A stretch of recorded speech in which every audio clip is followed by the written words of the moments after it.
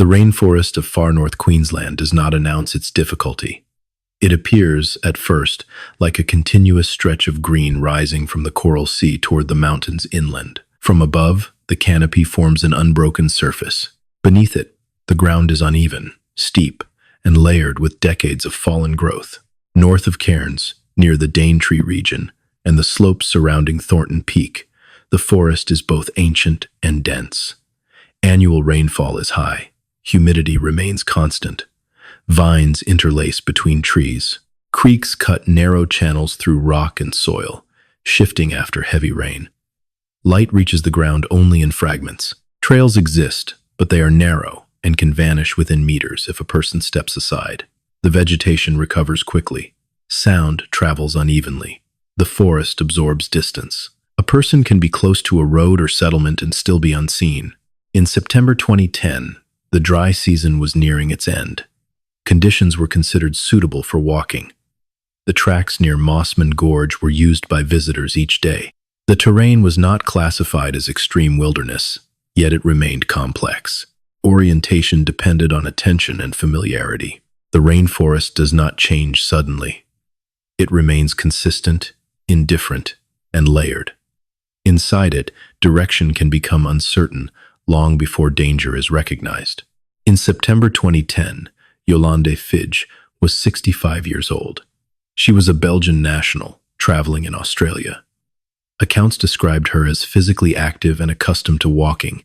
She had experience hiking in Europe and had undertaken independent travel before. Fidge had been staying in far north Queensland as a visitor. The region attracts international tourists for its rainforest, river systems, and proximity to the Great Barrier Reef. Walking tracks near Mossman Gorge are well known and marked for public use. They are considered accessible to casual hikers. She lived with epilepsy, a condition she managed with medication. Public reports following her disappearance noted that she carried prescribed tablets with her, though the extent of her remaining supply at the time she became lost was uncertain.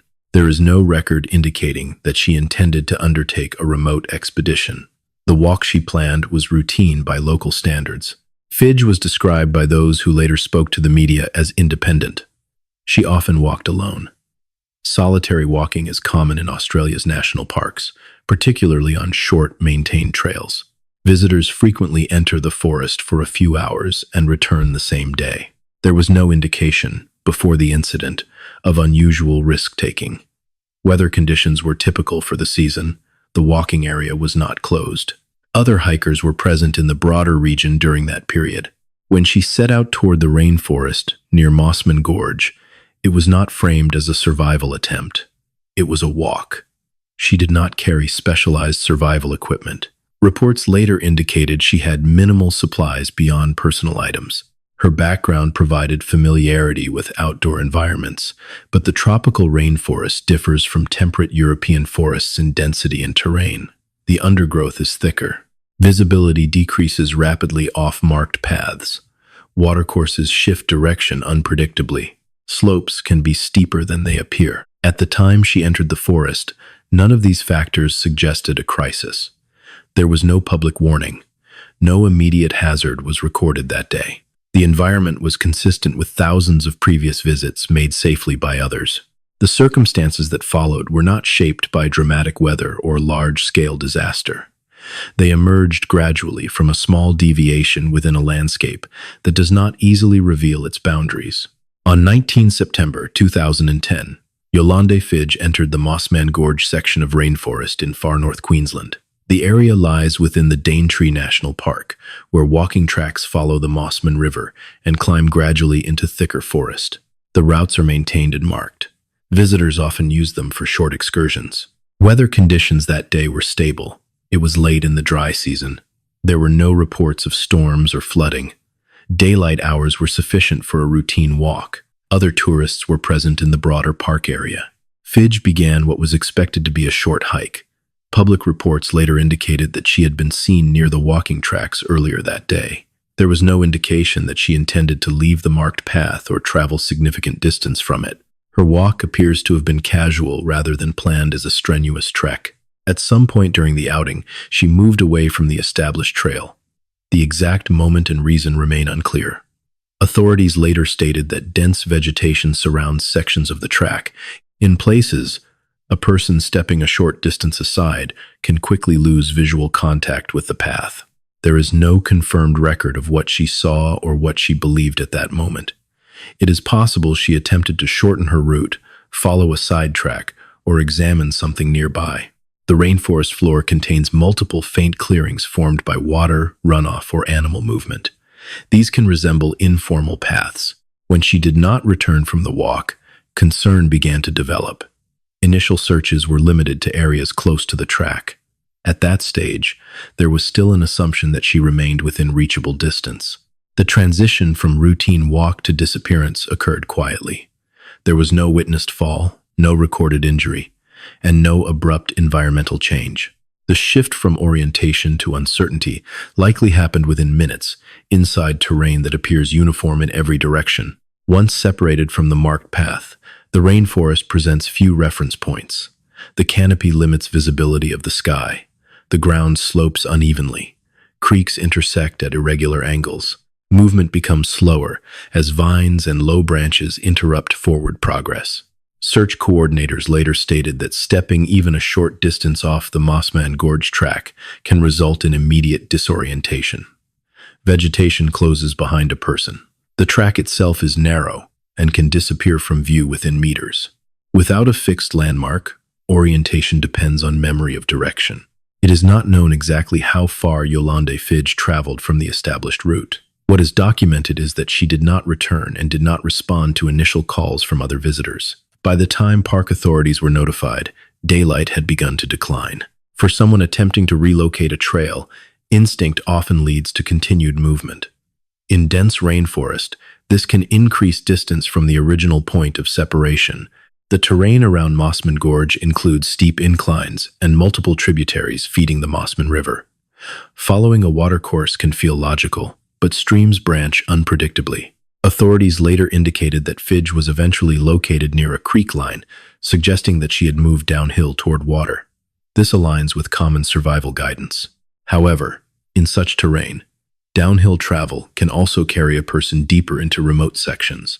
As evening approached on the first day, the forest would have darkened quickly. Tropical rainforest light fades earlier beneath canopy cover. Navigation without artificial light becomes difficult. The temperature remains warm, but humidity persists through the night.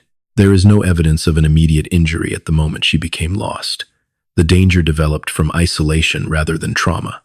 Once night fell, the opportunity to retrace steps would have narrowed significantly. The point of no return did not arrive with a visible boundary.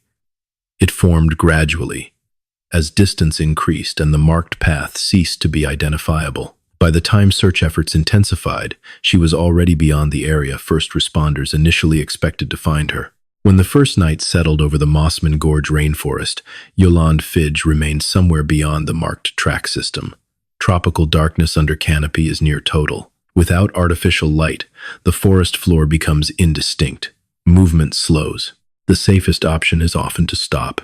Authorities later confirmed that she survived by staying close to water. She was eventually found near a creek, and it is likely she located a water source early in her disorientation. In humid rainforest terrain, flowing water is accessible but not always visible from a distance. The sound of moving water can guide direction when visual reference fails. The first nights would have required adjustment rather than strategy. She carried no tent and no documented survival equipment. Shelter in rainforest conditions typically involves positioning beneath dense vegetation or leaning against tree trunks to reduce exposure. The canopy offers partial protection from rain, though condensation and ground moisture remain constant. Queensland police later reported that she drank from creeks to maintain hydration. This decision was consistent with survival practice, though untreated water carries risk. In the short term, dehydration presents a more immediate threat than waterborne illness. Her continued ability to move during the first days suggests that access to water was maintained. Food was limited. There are no confirmed records that she consumed substantial nourishment during the 17 days. Reports after her rescue indicated significant weight loss. Survival in rainforest environments often depends on conserving energy rather than seeking food, especially without tools or local knowledge of edible plants. Movement through dense undergrowth expends calories quickly. Meanwhile, search operations began within hours of her reported disappearance. Local police, state emergency service volunteers, and park rangers initiated ground searches along established tracks in adjacent areas. Helicopters were deployed to scan from above. However, aerial visibility in dense rainforest is restricted. The canopy conceals individuals unless they are in open clearings. During these initial days, she remained undiscovered. Search teams later stated that she may have been within a relatively short distance of them at times, but terrain and vegetation prevented detection.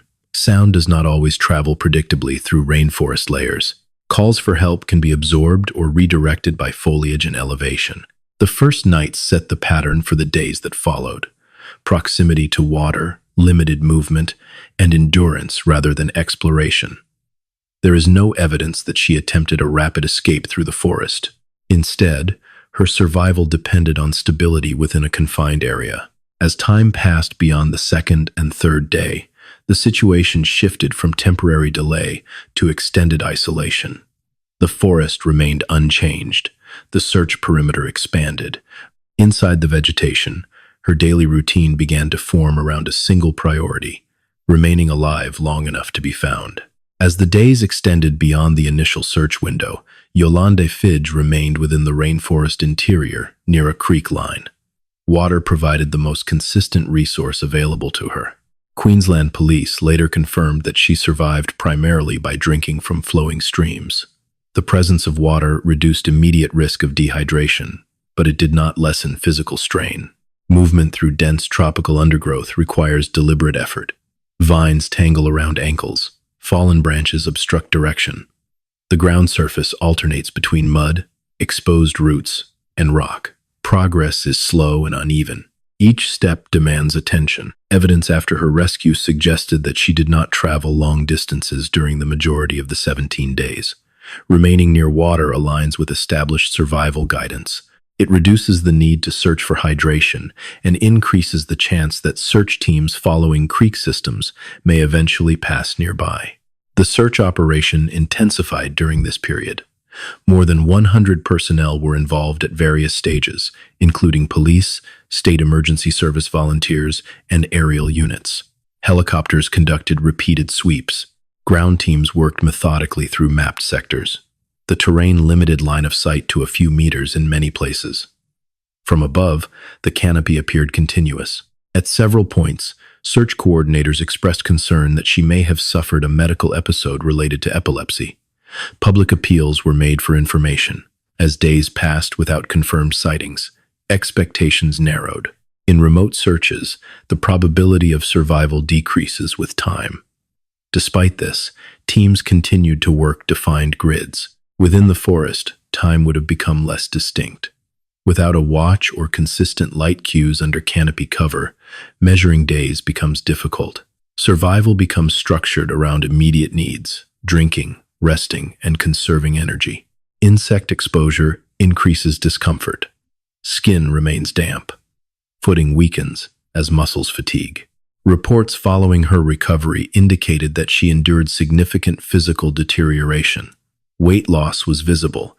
Weakness increased toward the end of the period. Yet she remained conscious and capable of limited movement when located. Her strategy did not rely on signaling devices or constructed markers. There is no record of large signal fires or visible ground signs. Instead, her survival was sustained through restraint, minimal movement, proximity to water, and persistence within a defined area. Outside the forest, the search grid continued to expand. Inside it, she waited. By the end of the first week, the search for Yolande Fidge had become one of the more extensive operations in the Mossman Gorge region in recent years. Queensland police coordinated the effort with support from the State Emergency Service, park rangers, and volunteer units. Helicopters were deployed regularly. Ground teams were assigned mapped sectors and instructed to move slowly through dense vegetation. The rainforest imposed limits on visibility. From the air, the canopy concealed movement beneath it. Even when helicopters hovered low, the layered foliage reduced the chance of visual confirmation. On the ground, progress was measured in meters rather than kilometers. Searchers had to cut through undergrowth in some sections. Communication between teams relied on radio, but terrain occasionally disrupted signals. Creek systems were examined carefully. Watercourses are natural travel routes for lost hikers, and teams often prioritize them. However, the Mossman Gorge area contains multiple branching tributaries. Each required inspection. The scale of vegetation meant that a person could remain undetected even if searchers passed nearby.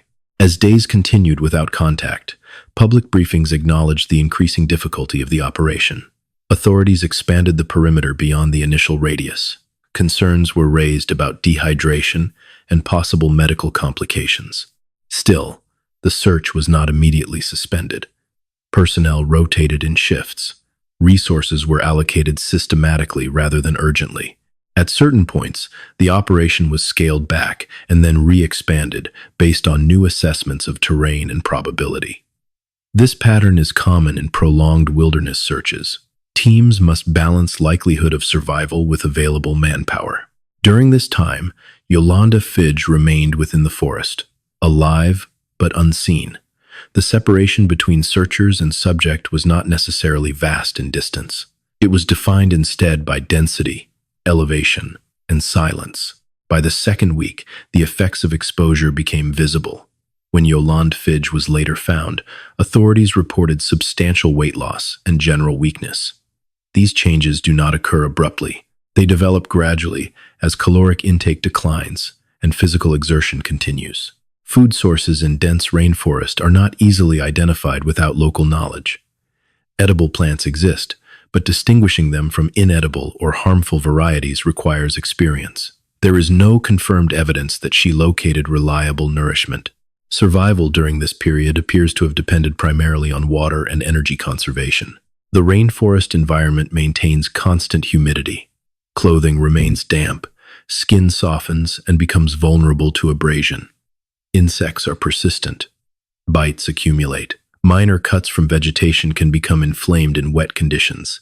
Though detailed medical reports were not publicly released, rescue personnel described her as physically depleted. Mobility decreases as muscle strength declines. Steep slopes become more difficult to navigate.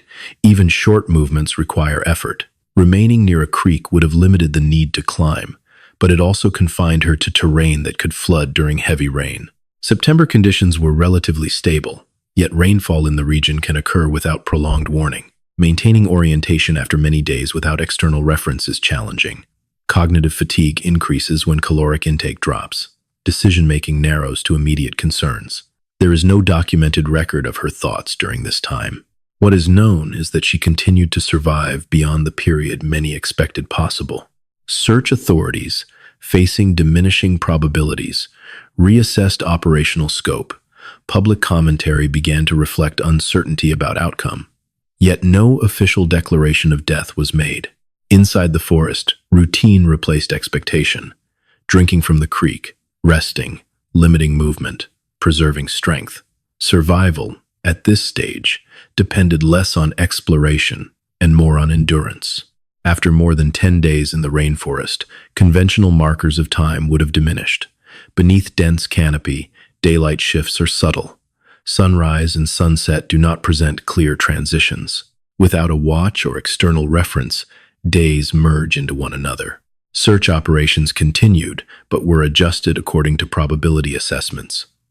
Authorities acknowledged publicly that the likelihood of survival decreases significantly after the first week in remote terrain. Media coverage reflected this shift. Commentary began to describe the situation as increasingly unlikely to end in recovery. Within the forest, physical reserves declined further. Extended caloric deprivation leads to muscle weakness and slowed movement. Dehydration risk remains constant even near water, particularly when overall intake is limited by fatigue. Reports following her rescue indicated that she had become extremely weak toward the final days. Cognitive strain also increases under prolonged isolation. Orientation becomes less certain. Direction holds less meaning when movement is restricted.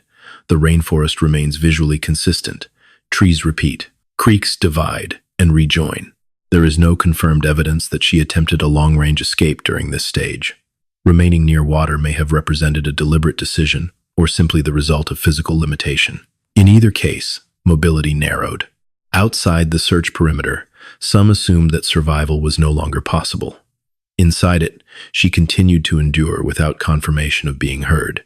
By the 17th day, Yolande Fidge's condition had deteriorated significantly. When she was later recovered, medical staff confirmed severe dehydration, malnutrition, and pronounced weakness. Movement had slowed to short distances. Standing for extended periods would have required effort.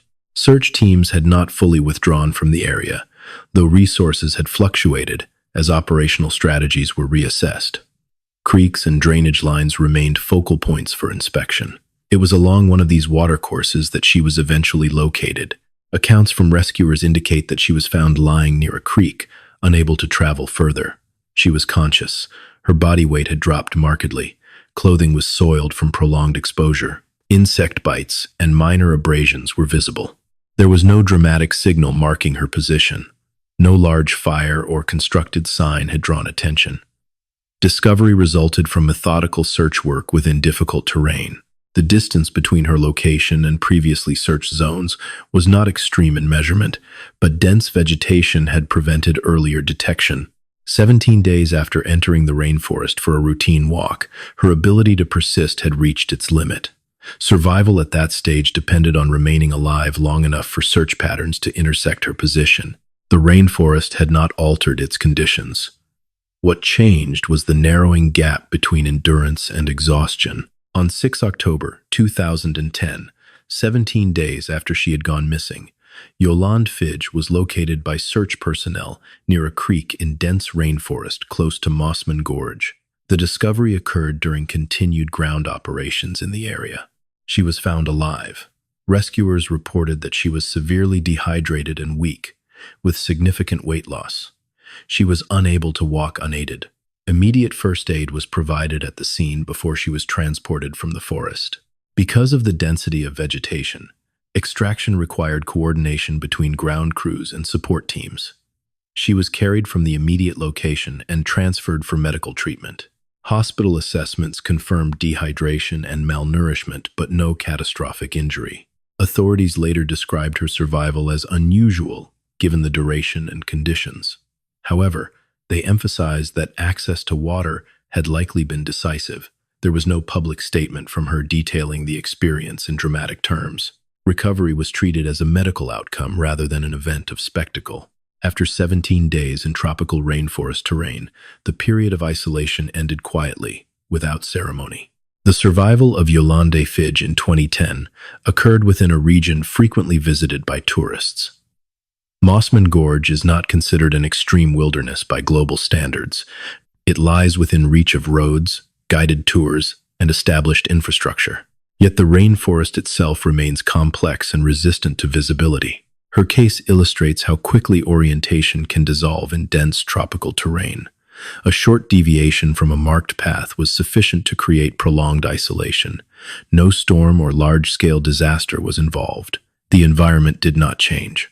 The separation developed from small distance and obstructed sightlines. Search operations were extensive, systematic, and prolonged. Even so, the forest concealed her for more than 2 weeks. Survival depended on access to water, limited movement, and physical endurance beyond what many anticipated. There was no dramatic resolution beyond recovery and medical care. The rainforest did not yield easily, nor did it react. It remained consistent before, during, and after the event. Her survival stands as a measured example of human endurance within an environment that appears accessible but retains its depth. The incident remains part of Queensland's search and rescue history, defined not by spectacle but by persistence.